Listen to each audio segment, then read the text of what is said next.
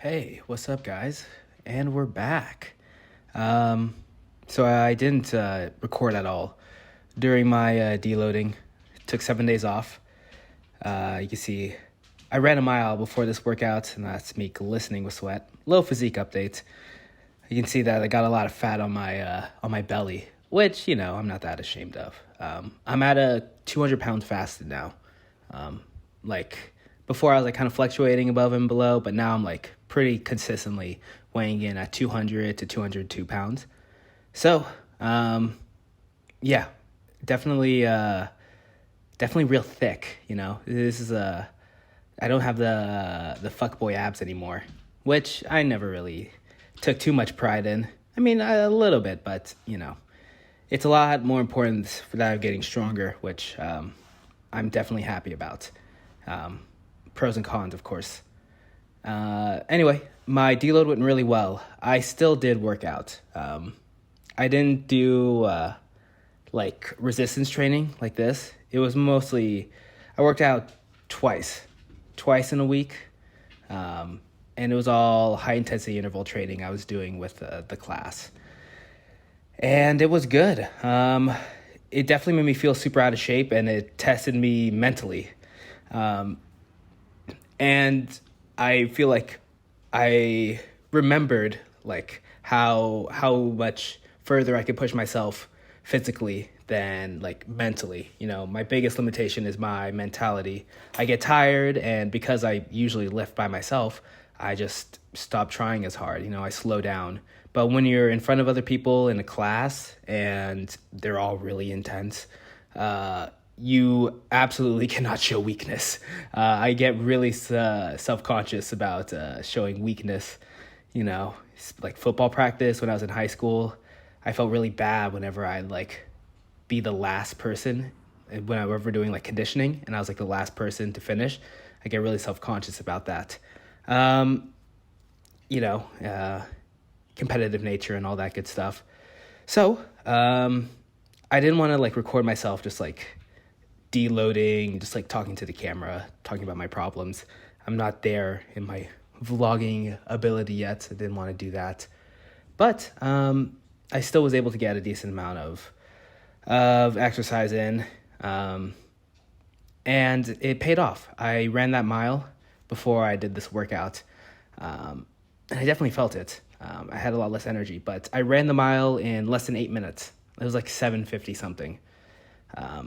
So, I mean, that's not impressive to most people, but usually when I'm on the treadmill, I'm running like a 10-minute mile. And that's like me not pushing myself at all. Like I'll go 6 miles per hour on the treadmill for a full 10 minutes, and that's a mile.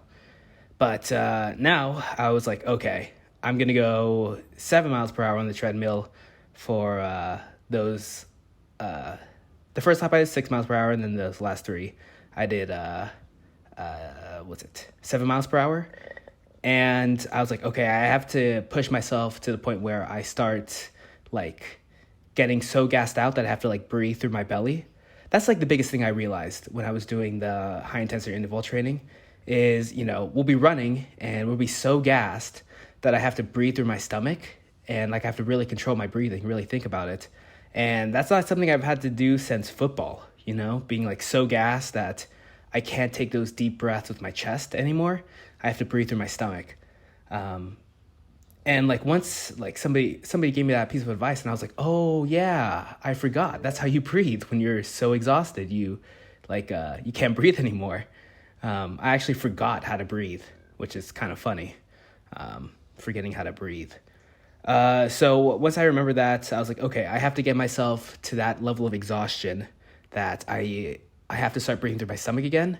And once I like had that mental cue, it became a lot easier to push myself on the treadmill.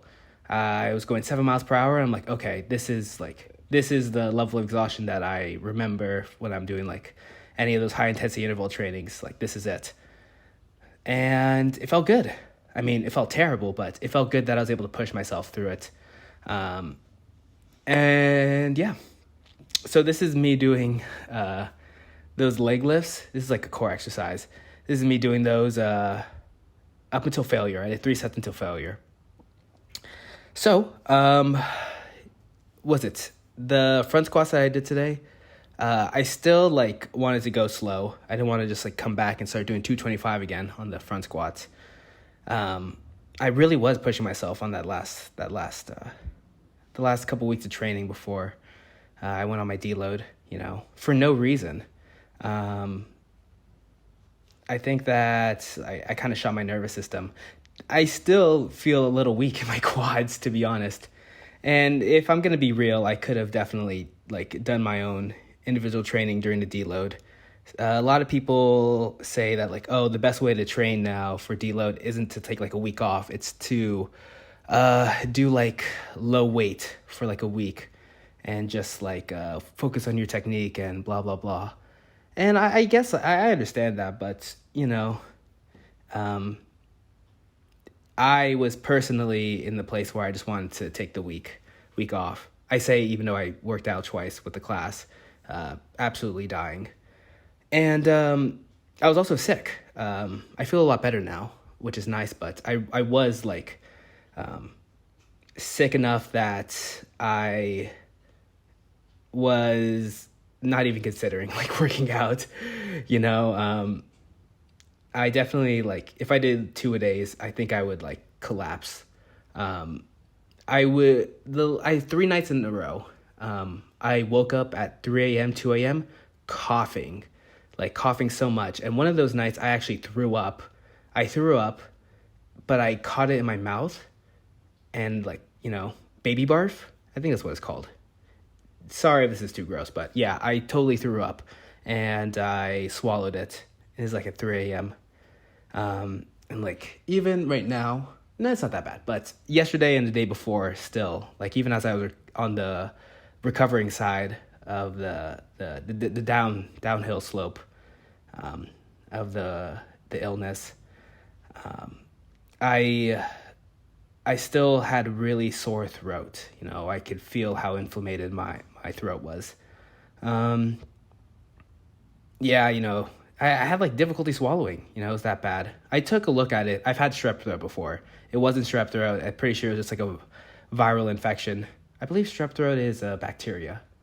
Yeah, because you take antibiotic for it. Okay, anyway, I was pretty sure I had a viral infection. Sinus congestion. I got one of my coworkers sick. I felt really bad about that one. I wasn't sick enough to like skip work. I still worked out, or not. I did not work out. I went to work. I didn't call off of work. I wasn't that sick, but I was like masked up the entire time. In the ER, it's like I don't know what it is. People just don't like wearing masks all the time. It depends on what I'm doing. If I'm like in the triage, which is at the front, I'll be wearing my mask all day. But a lot of people just like I don't know. They don't like wearing a mask all the time. I don't like wearing the mask all the time either. It hurts my ears, but that's kind of neither here nor there. When I was like working sick, I just wore the mask all the time. But my coworker and I, because I was like eating and we were talking and stuff, so I took my mask off to eat and I totally got him sick. It could have been one of the patients too. We work in a hospital where everyone's sick, but I'm pretty sure it was me. We have very similar symptoms, and he had it 2 days after we had a nice talk while we were eating. But yeah, it is a different culture.